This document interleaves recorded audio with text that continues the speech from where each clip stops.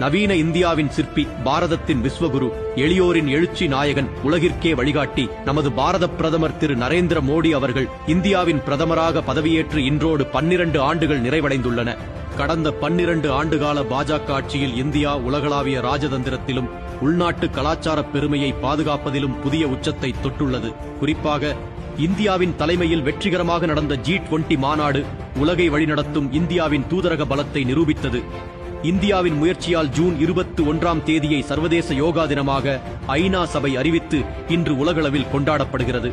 Ukraine Russia மோதல், America Iran பதற்றம் மற்றும் மத்திய கிழக்கு நாடுகளின் சவால்களுக்கு மத்தியிலும் இந்தியா தனது சுயசார்பான மற்றும் சமநிலையான வெளியுறவுக் கொள்கையால் உலக நாடுகளின் நன்மதிப்பை பெற்றுள்ளது.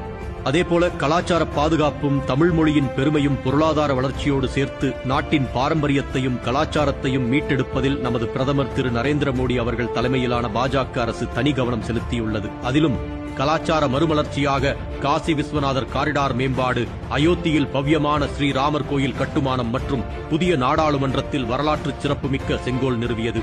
உலக அரங்கில் திருக்குறளின் பெருமையையும் யாதும் ஊரே யாவரும் கேளிர் என்ற கணியன் பூங்குன்றனாரின் வரிகளையும் பிரதமர் முழங்கச் செய்தார். வடக்கையும் தெற்கையும் இணைக்கும் வகையில் காசி தமிழ் சங்கமம் மற்றும் சௌராஷ்டிரா தமிழ்ச் சங்கமம் ஆகியவை மிகச் சிறப்பாக நடத்தப்பட்டு தமிழர் பண்பாடு மற்றும் கலாச்சாரம் நாடு முழுவதும் பறைசாற்றப்பட்டது. நமது பிரதமர் திரு நரேந்திர மோடி அவர்கள் தலைமையிலான 12 ஆண்டுகால ஆட்சி என்பது வெறும் பொருளாதார வளர்ச்சியை மட்டும் கொண்டதல்ல. அது இந்தியாவின் தொன்மையான கலாச்சாரத்தை உலகிற்கு பெருமையுடன் பறைசாற்றி நாட்டை உலக வல்லரசு பாதையில் கம்பீரமாக வழிநடத்திச் செல்லும் ஒரு வரலாற்றுப் பயணமாகும்.